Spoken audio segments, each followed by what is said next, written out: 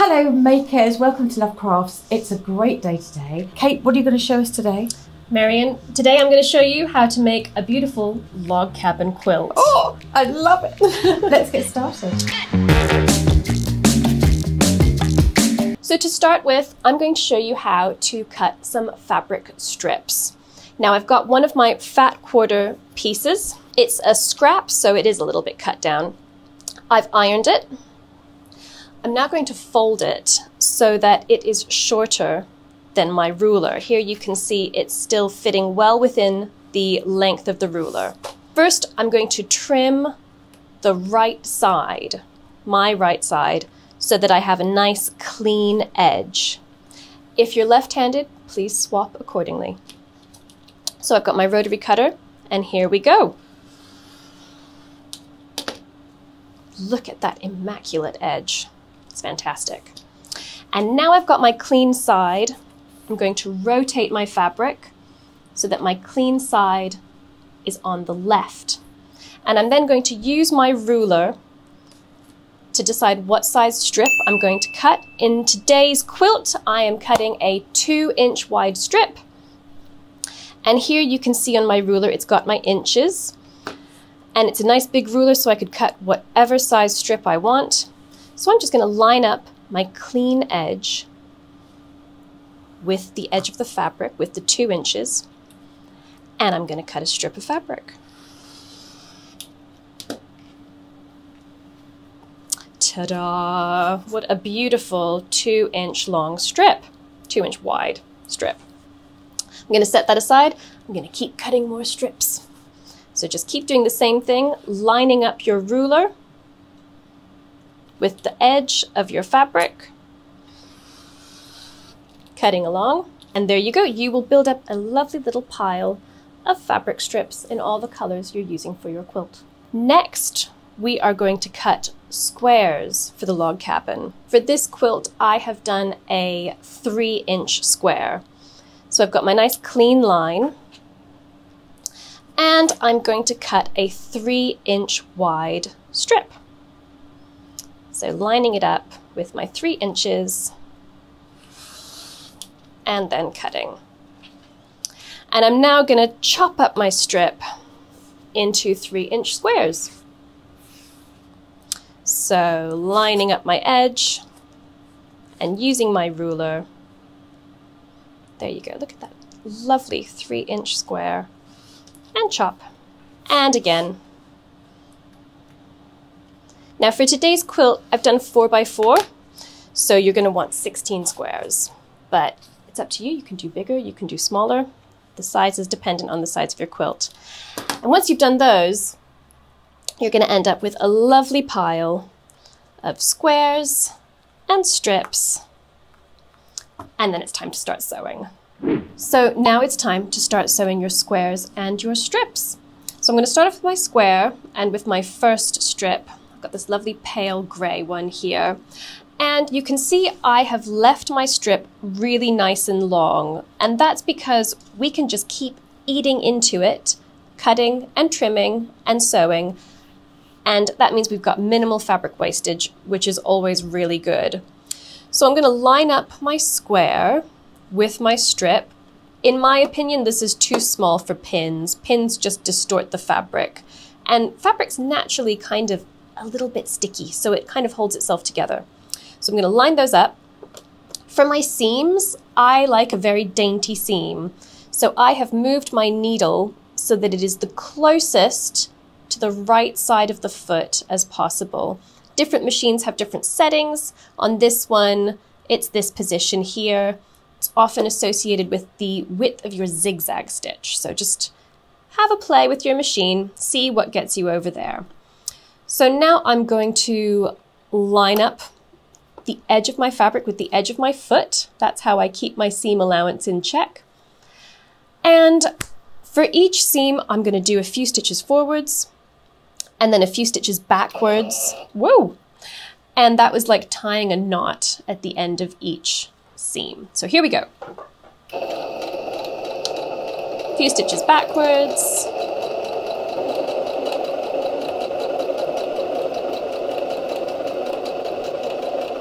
And then once I'm at the end, again, just a few stitches backwards and forwards, and lift it up. Trim all of your thread tails. Keep your quilt nice and tidy. And here we go. I'm going to be very careful with my scissors and keep everything nice and flat. And I'm just going to trim my fabric tail. And ta-da! There is your first patchwork piece. And to keep a nice clean and tidy quilt, it is really best to press your seams open after each time you sew, because it keeps everything flat, keeps everything organized, it makes sure everything lines up beautifully. So I'm going to go and press the seam open and then do my next strip. So I've now pressed my seam open. I've got this lovely tidy little piece, and it's time to put my second strip on. So here I've got this lovely pale peach color. So face sides together, and it's just the same as before. Line it up. Few stitches forwards and backwards.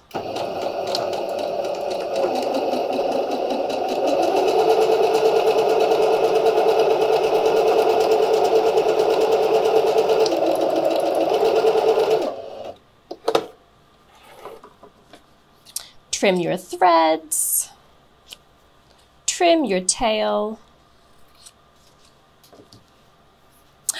And there's your first little square, which is just adorable. So we're going to press that seam open, and then with your strips, you're going to keep working around alternate sides of your square. And once you've done that, you'll have something like this. And keep doing that. For this quilt, we're doing 16 of these squares. And now I'll show you what to do now that you've got all of those squares ready. Okay, so now you've got 16 squares all ready and made. It's time to sew them together. So down here, I've got my 4 squares, and I am just going to sew them together so that I have a strip of 4 squares. And that is very easy. All you do is same thing you've been doing before. Put your pieces face side together, do a nice seam down that side, press your seams open, open them up, do that with each one, and you've got a lovely strip of 4. And once you've got your strips, same thing again. Put your pieces face side together, do a seam, press it open, and there you go. So do that with all of your pieces, and then you'll have a lovely 4x4 pieced quilt. So now you've sewn all 16 pieces together. You've got your lovely 4x4. You've pressed open all of your seams and everything's nice and tidy. And now we're going to put a border onto your quilt. The reason it's a good idea to put a border onto your quilt is because when you finish your quilt, you will be binding the edges. And if you haven't put a border on, the binding is going to eat into your pattern, which means that your edge squares will become rectangles and it will all be a little bit unbalanced. So borders are really easy. I have just cut some 3-inch strips of this lovely navy fabric, and the principle is exactly the same. I'm going to do my strips one at a time, and I'll just pin my first border strip to my first side, and I'll sew down that side. And once that's done, I will trim my strip here, press it open, and then I'll move on to the next one. I'm just going to do that one at a time, working my way around the quilt. So now I have sewn my border onto my quilt, and I have pressed my seams open. So we are ready to make our quilt sandwich. Okay, so now we've got our patchwork top. It's got our border on it, and I've laid out the 3 layers of the quilt sandwich, if you will. So first at the bottom, we have our backing fabric. I've got this nice blue and white stripe. And then in the middle, we've got our wadding. The wadding is what gives the quilt a lovely texture and makes it soft and turns it into a blanket. And then on top, our patchwork top.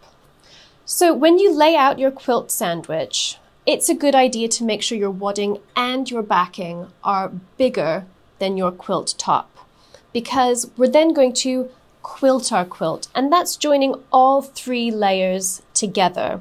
And when you do that, your quilt might shift a little bit to the left or shift a little bit to the right. So it's a good idea to have breathing room around all 4 sides. And you can also trim them once you've done your quilting. Jumping ahead, I am going to use my backing fabric as my binding for the quilt as well. So make sure to think about, when you choose your backing fabric, what it's going to look like as a border on the edge of your quilt. So when you've got your quilting sandwich laid out, you're going to want to pin it, bind it, tack it, do something to make sure those 3 layers stay together whilst you quilt it. Dependent on the size of your quilt, you could use safety pins at intervals, better than normal pins, because you're going to get poked as you move it around. Or you can do a basting stitch at regular intervals throughout your quilt. If you're doing a big quilt, bigger than this, like a double or a queen size, basting's probably best because it's going to take you a while to do your quilting. So in this instance, I'm just going to quickly baste it, and I'm going to use some nice bright pink thread so that you can see where it is. So now you've got your quilt sandwich, you've got your 3 layers, and they have all been basted together. So they'll stay together whilst you work on them. And next we're going to quilt your quilt.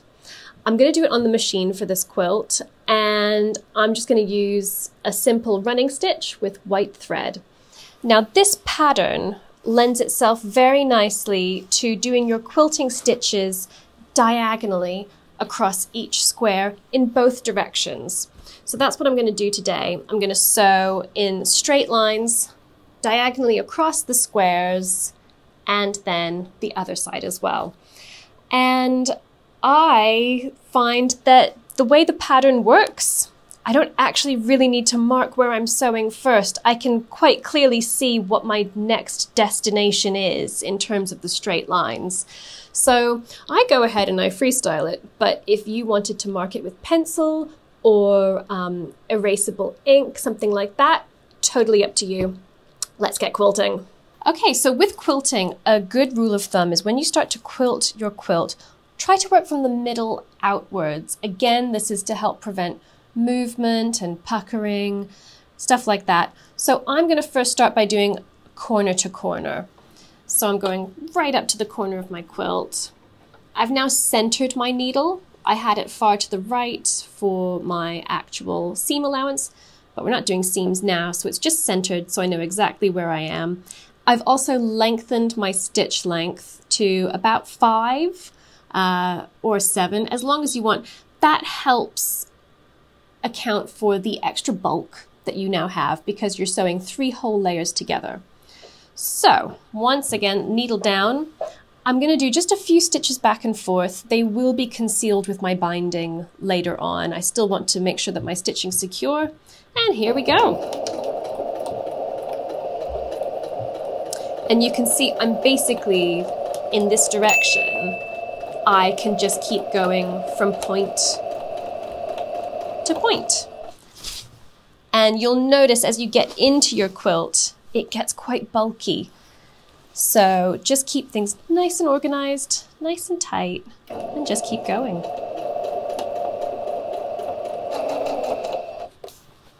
Okay, we're coming up to the end.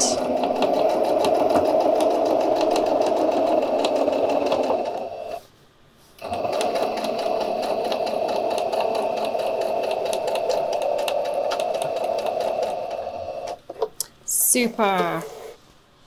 Just grab my scissors and trim your threads. So I've now got my first quilting line going diagonally down the middle of my quilt. And I'm going to do that same line again on each square, going out on both sides. Okay, so I've done my quilting stitch lines in one direction, going diagonally. And I'm now going to rotate my quilt and do the exact same thing going in the opposite direction. So working across each square diagonally in the opposite direction. Okay, so now we've done our quilting stitches. They are going in diagonal lines in both directions all over our quilt. So that means the next stage is remove your basting stitches. I've still got my pink basting stitches here. We can remove those. And now I'm also going to trim the extra wadding so that it's in line with my border. But do not trim your backing. What I'm going to show you now is my method of cheat binding a quilt. And in a nutshell, you're going to use your backing as your binding. So there's a few things you want to think of before you get to this point. Choose a backing fabric that you're okay with seeing as a final border on your quilt. And also make sure that you leave enough backing fabric around each side to account for your binding. So here, I have left 3 inches of backing bigger than my quilt. I'm going to take my backing, fold it over once so that it's in line with my quilt top with trimmed wadding, and then fold it over twice. And I'm then going to pin it down. Leave the corners for the moment because I'm going to show you a really cute way to tuck them so that they look really nice and tidy. But here we go, I'm going to pin this down, and now I'm just going to rotate my quilt. There we go. And again, just folding it over once. Remove any loose threads. Folding it over twice. Do that across the whole length, but I'll just show you this corner right now. Pin it down. And here we go for the corner. If it's quite bulky, if you're using a small amount of fabric, you might want to trim a little bit of your internals. But for this one, it feels manageable to me. And ta-da, I'm just going to take that and fold it over so that it looks like a lovely, tidy corner. And I'm going to pin that down. Do that to the whole of your quilt and all of your corners. And then we're just going to sew a continuous line all around your border, sealing it down. So now you've done it. You've made a beautiful log cabin quilt. You've got your wonderful cheats binding, backing as binding. It's sewn, it's good to go. Enjoy. So that's the log cabin quilting tutorial. I really hope you've all enjoyed it. And I hope if you try a log cabin like this, explore. There's 1,000 different color combos. You can play with light and dark, different colors. Why not work around all 4 sides of the square? There's endless possibilities. I love it. I just can't wait. Thank you so much, Kate. It's been my pleasure. It's really amazing. And we would love Kate to come back and show you some more quilting techniques. So leave us a comment and tell us what you'd like to learn, techniques that are giving you trouble, any of those things, and we'll get quilting together. See you next time.